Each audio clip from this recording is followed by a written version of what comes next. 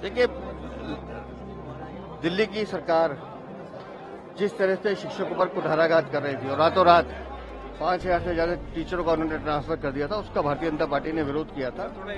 और जीएसटीए के जो महासचिव हैं अजय वीर यादव और बाकी भी जो अनेक संगठन है शिक्षकों के, उन्होंने हमारे से निवेदन किया था और हमने माननीय उपराज्यपाल जी के सामने ये विषय रखा। इस तरह से शिक्षकों के साथ ये गलत निर्णय हो रहा है और मैं धन्यवाद करना चाहता हूं माननीय उपराज्यपाल जी का, जिन्होंने तुरंत इस औरंगजेबी जो निर्णय था ट्रांसफर का, उसको रद्द किया और आज सभी देख रहे हैं शिक्षक समुदाय बहुत खुश है।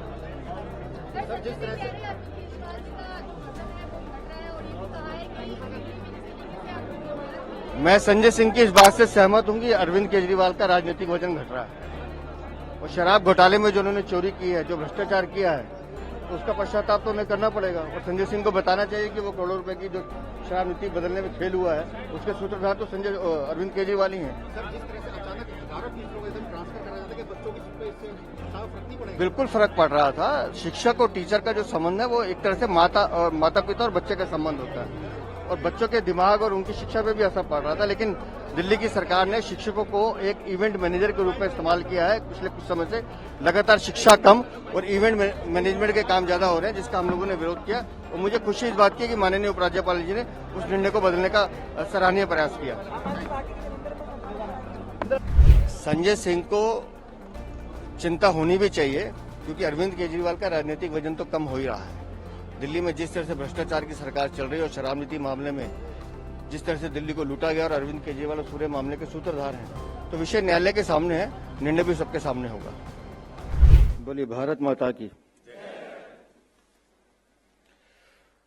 पूरे देश को, देश के भविष्य के निर्माता हैं आप लोग, तो मेरी इच्छा है कि एक बार दोनों हाथ उठा के बोलें। बोलिए भारत माता की, भारत माता की। मंच पर उपस्थित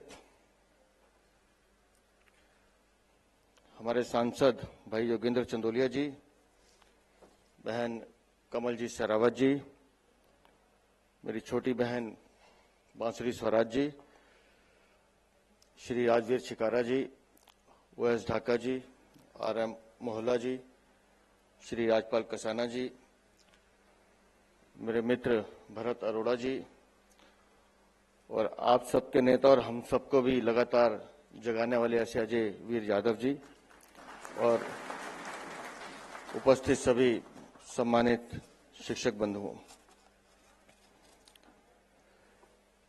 पूरी वार्ता में दो चीजों पर मुझे आपत्ति है।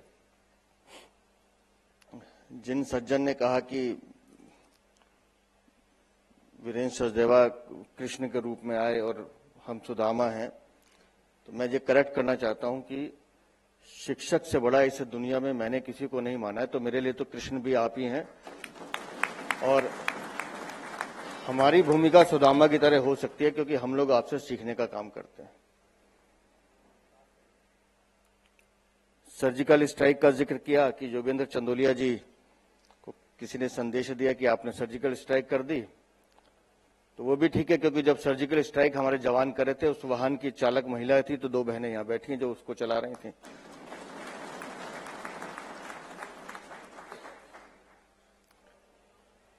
तीसरा कहा अजय वीर यादव के लिए कि पिछली बार 80% मत मिले थे, इस बार 99% देना।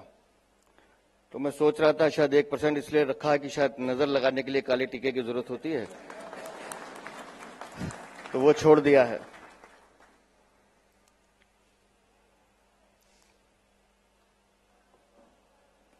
शिक्षकों का संबंध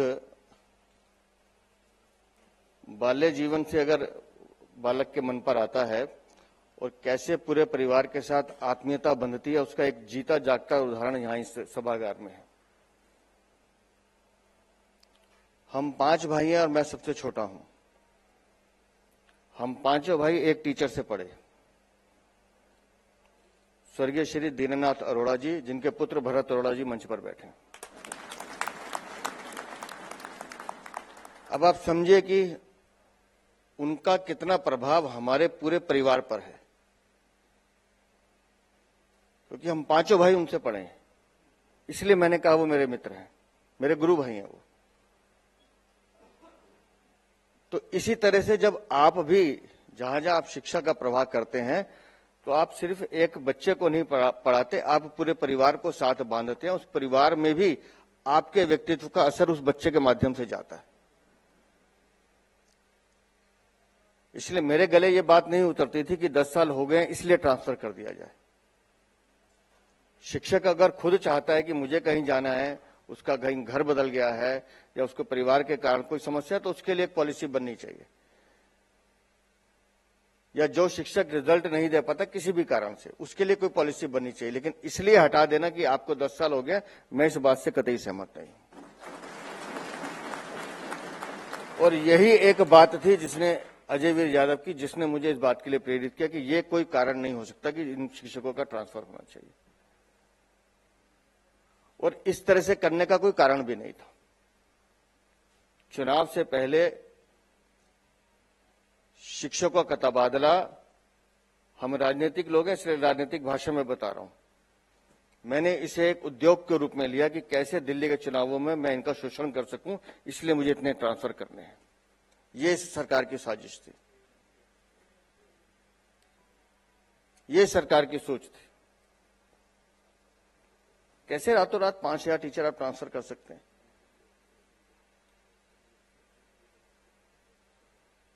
और जिस दिल्ली को हम देख रहे हैं, बैठी है शशि दीदी यहां पर, वोकेशनल टीचर्स की जो बात आई, रातों रात टर्मिनेट कर दिया। 596, 594, 2 दिन बाद इनकी रिटायरमेंट थी। आंखों में इनके आंसू थे और इनके आंसू में देख के मुझे भी आंसू आ रहे थे। तो मैंने उसी दिन हाथ जोड़ के कहा था, दीदी अब निश्चिंत रहिए, मेरा ईश्वर पे बहुत भरोसा है, हम इस चीज को ठीक करके छोड़ेंगे। और हुआ वो ठीक।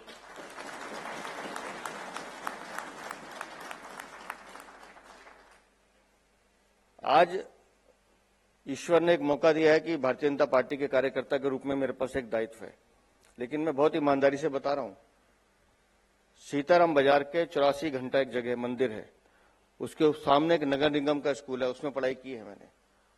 दरी पे बैठ के की है, तख्ती पे लिख के की है। और उस समय के शिक्षकों का दर्द भी देखा है, आज के शिक्षक का भी दर्द देखा है। पहली बार ब्लैक बोर्ड 6th में देखा था मैंने, उससे पहले ब्लैक बोर्ड भी नहीं देखा था मैंने।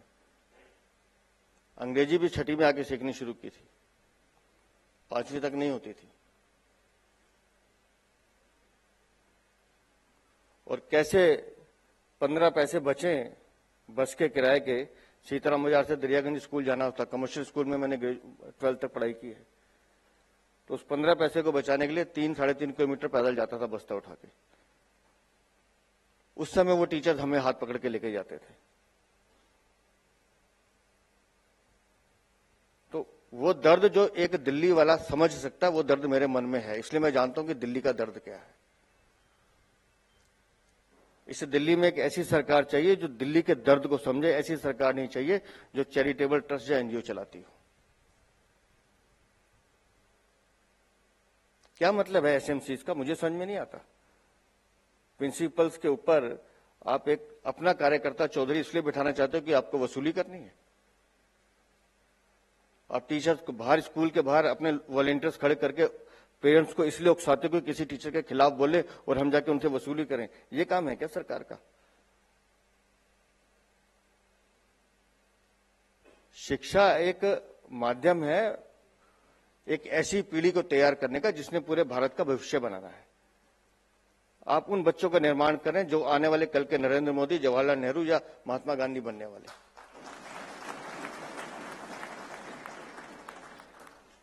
लेकिन अगर उसमें भी राजनीति होगी, उसमें भी तेरा मेरा होगा और उसमें भी ये होगा कि कैसे भीड़ जुटा के आपका उपयोग किया जाए अपने संसाधन जुटाने के लिए, मैं इस बात से कतई सहमत नहीं।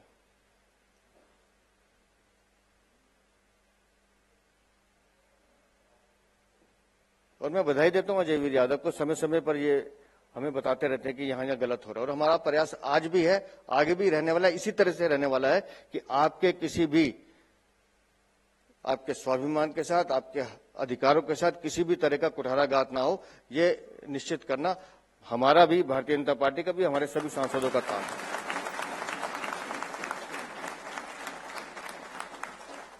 अभी बताया आपने कि 9th क्लास में 1 लाख बच्चे फेल। कौन सा शिक्षा का मॉडल है ये कि शिक्षा क्रांति है? ये क्रांति नहीं है, ये भ्रांति है।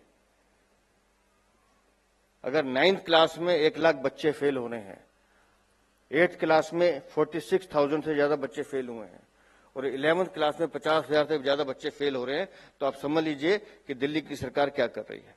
उसको सिर्फ 10th और 12th के रिजल्ट से मतलब है, उसको कोई मतलब नहीं है कि शिक्षा, बच्चों के भविष्य का निर्माण कैसे होगा, बच्चों को हम क्या सिखा रहे हैं। सही बता रहे हैं।